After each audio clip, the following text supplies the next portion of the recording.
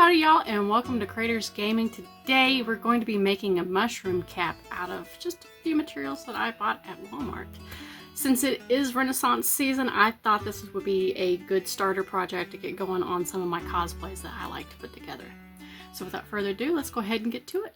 To start off with, I'm using a large piece of cardboard that I have, and I'm using the most round thing that I do have, which is a shield that I haven't finished painting or putting together yet. So it's roundish, so that's what I'm going with. Next step is just to cut it out. This does not have to be perfect. Matter of fact, with it being a mushroom cap, it's best if it's not perfect. And if you notice the scenery is a little bit different, that's because this is a different crafting table. This is the table that I usually use to sew on, which you will see here in a few minutes. And because I am a total dork, I did fit the egg on my head to make sure that it fit and that it was the right size, because I like using templates. Templates what we do. And after I have drawn the roundabout shape of the circle on my cardboard, I am going to go ahead and cut it out. Please use extreme caution, cut away from yourself, don't cut towards yourself because accidents do happen. Safety first, people. And if you don't want to tear up your table, this table's already garbage, so I really don't care. But if you don't want to tear up your table, make sure you have something underneath where you don't cut all the way through. Now, I'm not doing very deep on this, but I won't be heartbroken if the table gets torn up. And using more cardboard, I am going to roughly measure out my head and use this little strip. That way my mushroom cap has something to kind of build up on, and you'll see that here in a few minutes. And that is just a beige duct tape that I'm putting that together with. If I could have found my stapler, I would have used my stapler. But it works, and it held out throughout the entire fair, so I am so happy. And I have a nice little mushroom cap to show for it. Here's just a quick seamstress tip for you real quick, because you will notice that I have a whole lot of this beige material. This is a sheet. And it was super cheap, because you can spend around $7 for 2 yards of fabric. This was $10 for about 4 yards of fabric. And you can go even cheaper than that if you'd like to go to a thrift store, find a pattern that you like, spend $2, $3 on it, wash the hell out of it, I would advise, and then you have a whole lot of fabric. I am just going to roughly cut the circle around it. I'm not even going to bother pinning it, which will come back to bite me in the butt later. Because I ended up going too short on some of it for the way that I had to put this on, because again, I couldn't find my stapler. But it's fine, I have a sewing machine, and with a sewing machine, I can make sure it goes nowhere. And yes, there are a whole bunch of jagged pieces, but that's also fine. That will be used on later projects, because I also like to quilt and I make a lot of costumes. And here I'm just trying to figure out how I'm going to cut that circle out. So I'm just going ahead and shaboopy. Make sure I give myself enough of an inseam where I can attach the little cap on the inside. You'll see that here in a few. And I probably should have ironed this before I started cutting and drawing lines on it, but with this mushroom cap, I don't want it to be nice and neat. I want it to be wrinkly, so it works out for this project. I'm going to just measure out roughly 4 inches and just go all the way down the line and then cut it out to where it'll fit my head. And you will see that here in a few seconds once I break out my sewing machine.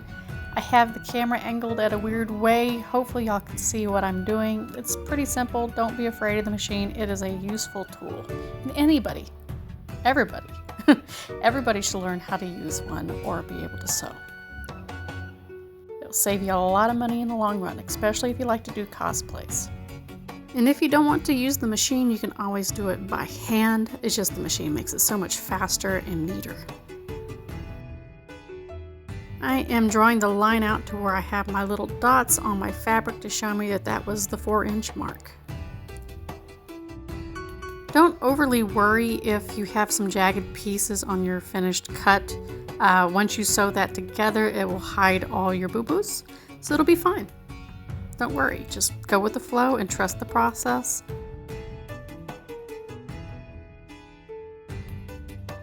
Alright, after that is cut out, we're going to go ahead and skip over to the sewing machine, which I have to change out the color bobbin. That way you can't see black thread through the bottom.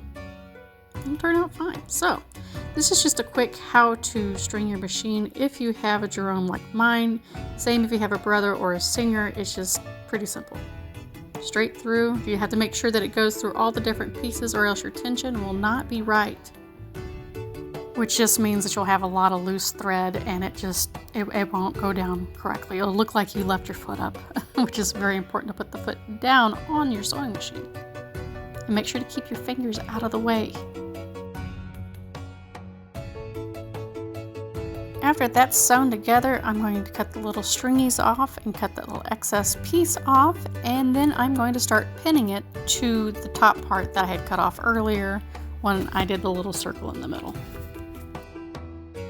And we're just going to use a little camera magic to speed this up a little bit because otherwise it's like watching paint dry. Not my favorite hobby. Just so you know, I'm not superhuman. I don't really go that fast. Then we're just going to go ahead and tack that down with some more thread. Again, you don't have to use the machine. I like to use the machine. I think it goes a lot faster and it's a lot smoother and it's more uniform this way. I have issues with things being even, and this helps out so much.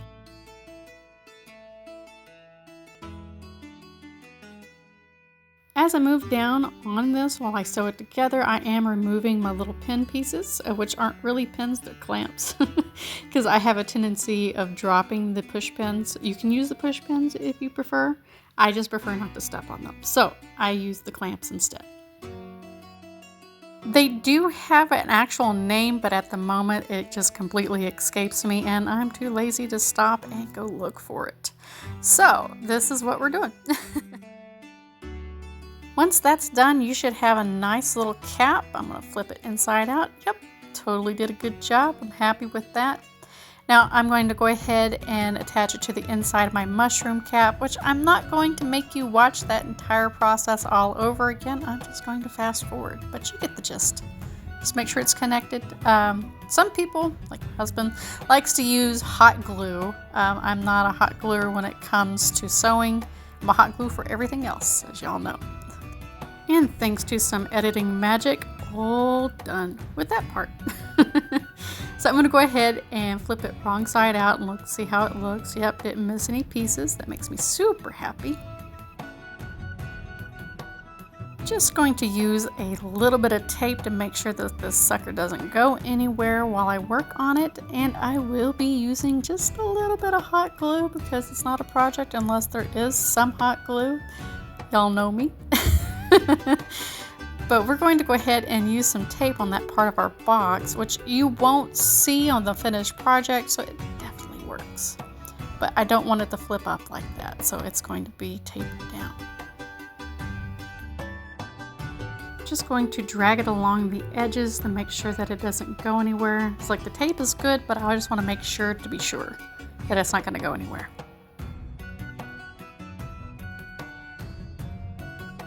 Once that step is done, we're going to go ahead and flip it and stuff our fabric that we put together earlier. And I am going to hot glue a little bit to keep it from moving while I work on the other side. And you'll see that here in a few seconds. Just remember, you don't have to use a whole lot. This is just to keep it from moving. Using some of that old editing magic. No, I do not go that fast. I probably could have gotten away with using less hot glue, but I didn't want it to move a whole lot while I was working on it.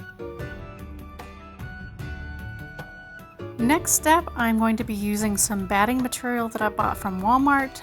You can't go cheaper if you have an old pillow that's no good anymore. It's gone flat. You can go ahead and cut that sucker open and use it instead. We do not have any crappy pillows, so I'm using my quilting batting instead.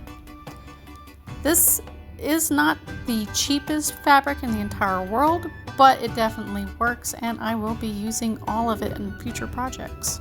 So stay tuned. And we're just going to tack it with just a little bit of hot glue, not a whole lot, just a little bit will do. Using some more of that editing magic, I'm going to speed this process up. I'm just going to tack down the top part to make sure you can't see the cardboard, and then I'm going to put a little bit more batting on top to make it not look wonky. All in all, this project probably took an hour to complete from start to finish, which is not too bad. I'm very happy with it, and I love how it looks at the end. And once you get all your batting on top, don't worry overly too much if it's kind of lumpy. I think that kind of gives character to your mushroom cap because you want it to be a little different. You don't want to be like the other mushroom people. Like I said earlier, I'm just going to cut off the excess. This is also going to go on top because I don't want to waste anything and I need to kind of build it up a little bit. See?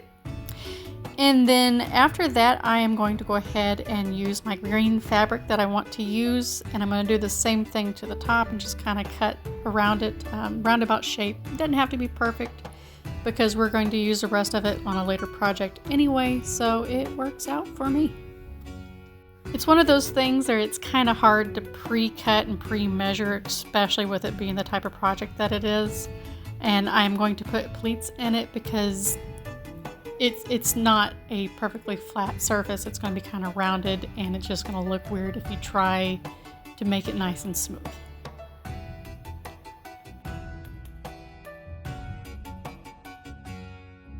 Now I did forego tacking it down. I'm just going to tuck it and sew it.